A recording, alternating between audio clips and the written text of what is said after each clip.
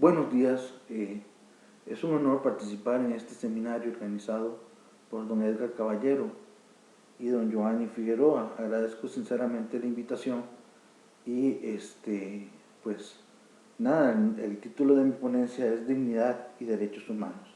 Y lo que intento es, siguiendo la visión o las ideas del filósofo argentino Ernesto Garzón Valdés, es sostener que los mecanismos de justicia constitucional, en la medida en que tutelan derechos humanos, ¿verdad?, proclamados en las constituciones y en los instrumentos internacionales en materia de derechos humanos, son el puente conceptual que vinculan la democracia con la dignidad de las personas.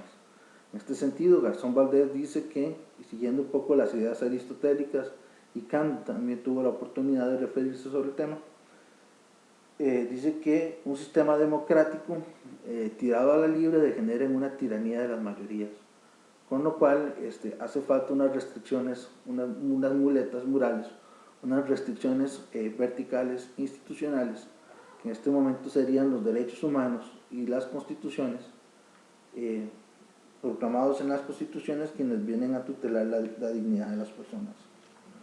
Pues bien, en cuanto a los mecanismos de justicia constitucional, recordar que hay dos modelos básicos: el modelo norteamericano, que se caracteriza por el hecho de que cada juez puede expulsar del ordenamiento jurídico una norma que es incompatible frente a la Constitución, y el modelo concentrado, en donde ese poder, el monopolio del rechazo, lo tiene el Tribunal Constitucional, ¿verdad?, que es un órgano fuera de la relación de los poderes constitucionales del Estado, ¿verdad?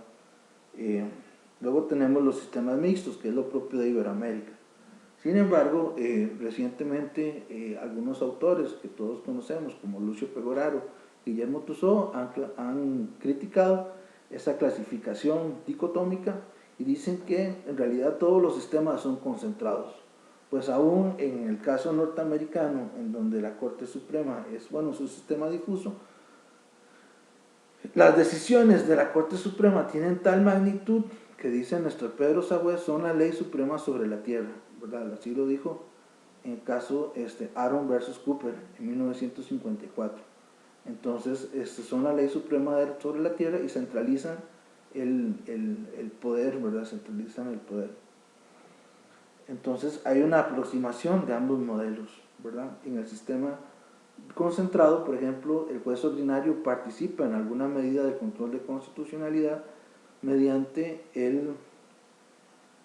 la interpretación conforme. Y ni qué decir del control de comunitariedad, que a partir de la famosa sentencia Simmental del Tribunal de Justicia de la Unión Europea con sede en Luxemburgo, todos los jueces hacen control de comunitariedad, ¿verdad?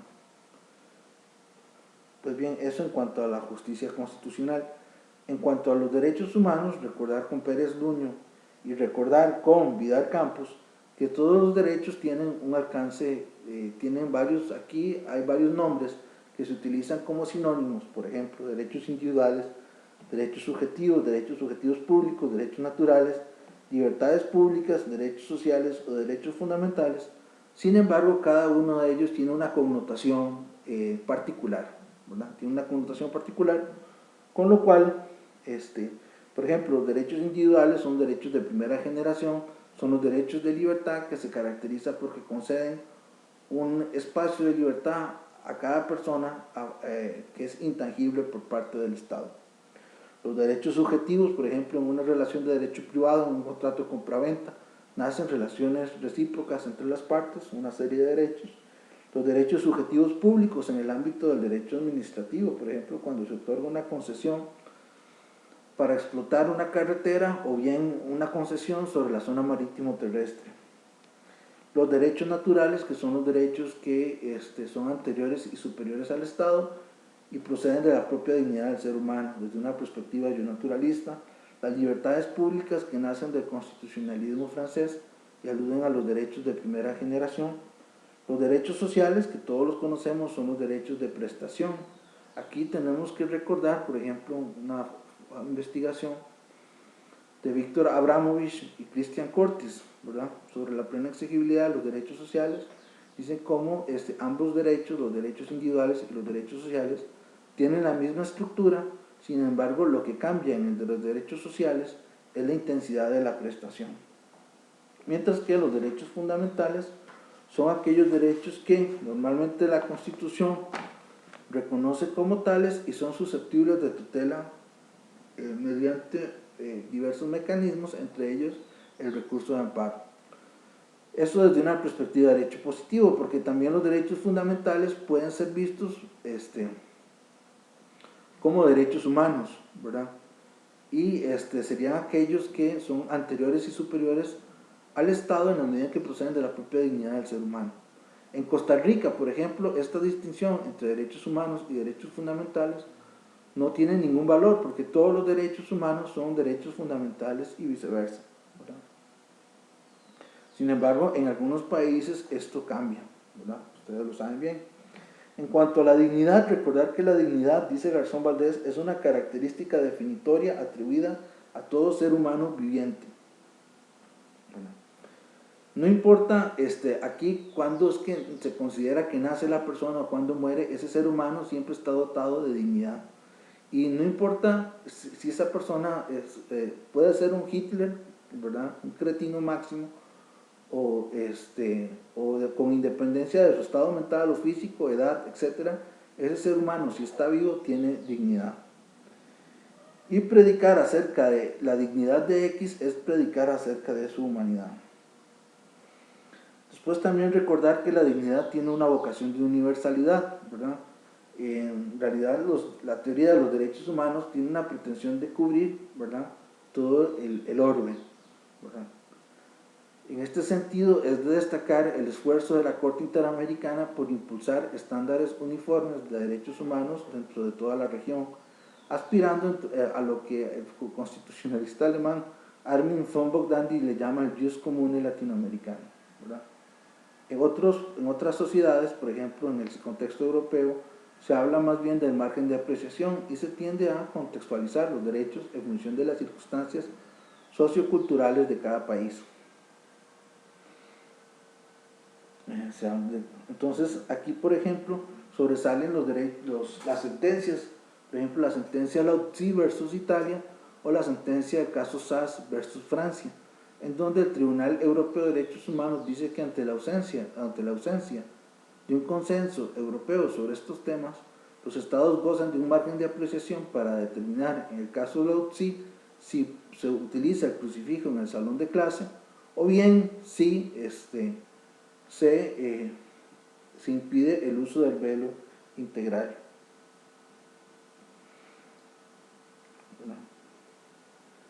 Luego también aquí hay que decir que esta teoría de los derechos humanos, esa visión de la dignidad tiene un aspecto antropocéntrico, que de repente no se viene bien con aquella pretensión de los ambientalistas de reconocer derechos de la naturaleza desde una perspectiva biocéntrica. Yo siento que es un juego de palabras. En realidad da igual decir que el río, que el bosque, que la selva tienen derechos, a sostener que todo ser humano tiene derecho a un medio ambiente sano y ecológicamente equilibrado. En el fondo la protección es la misma. Lo que cambia aquí es un juego de palabras, ¿verdad? Además que para mí esto es así. La teoría de los derechos humanos, por definición, es antropocéntrica, es decir, parte del ser humano. Parte del ser humano. Y la descripción significa que no es una mera descripción, sino que es otorgar una valoración positiva al ser humano que impide que sea utilizada como un mero medio, ¿verdad? Cuando se cosifica o se animaliza a la persona, esta es rebajada, es tratada como un mero medio. Entonces tenemos, y esto es una cuestión que es fundamental y que es un elemento característico de todo el constitucionalismo europeo de la posguerra, y así en el artículo 1.1 de la Ley Fundamental de la República Federal Alemana se dice que la dignidad del hombre es inviolable y constituye un deber de todas las autoridades del Estado su respeto y protección, ¿verdad? Y tenemos dos sentencias que son trascendentales, emblemáticas del Tribunal Constitucional Federal Alemán. La primera del 15 de diciembre de 1970 sobre las escuchas telefónicas, donde se dice que las escuchas telefónicas hechas por las autoridades públicas sin participación del juez constituye un trato abyecto, es decir, vil en extremo, y viola los derechos fundamentales y la dignidad de las personas.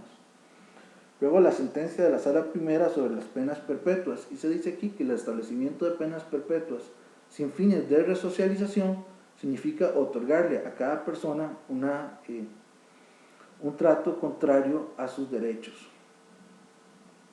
Bueno, se pueden sumar las dignidades. Aquí dice Garzón Valdés que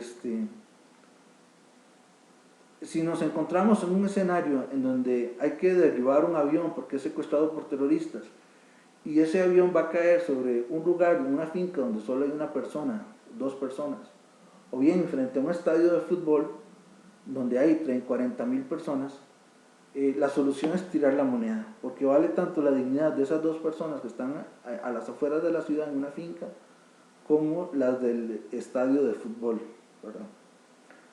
Además, bueno, el Tribunal Constitucional Federal Alemán ha tenido la oportunidad de referirse sobre ello.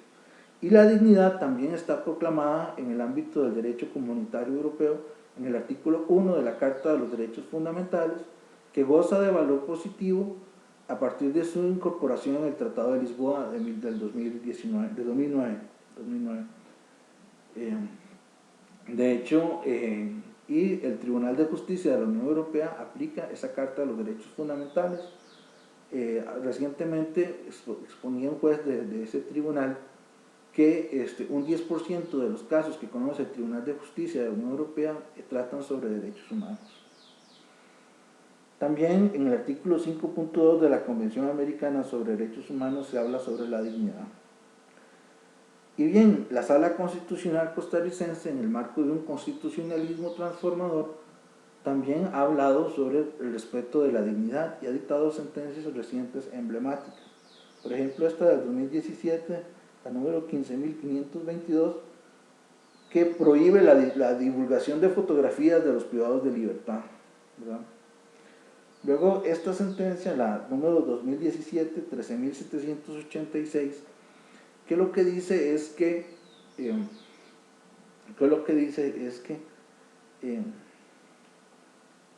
aquí se dio una huelga en la morgue judicial, entonces se impedía a las personas recuperar los cuerpos, los familiares recuperar los cuerpos de sus fallecidos, ¿verdad? De sus familiares fallecidos. Entonces aquí la Sala Constitucional ordenó que se entregaran los cuerpos de esas personas, ¿verdad? Porque se violaba la dignidad de los familiares. Luego también tenemos, aquí hay incluso pronunciamientos del Comité de Derechos Humanos en el caso de las condiciones de los privados de libertad, quienes están en una cuestión de hacinamiento y se ha dicho que tienen que proveérseles al menos un colchón para que no duerman en el suelo. Luego también una sentencia aquí que es importante del 2015, la número 3354, sobre la violencia obstétrica, ¿verdad? Y esto supone la obligación por parte de las autoridades de salud de seguir ciertos protocolos en aras de evitar que las personas embarazadas, las mujeres embarazadas, sufran violencia a la hora del parto, ¿verdad? Entonces, en ese sentido, esa sentencia contra la violencia obstétrica es emblemática también porque tiende a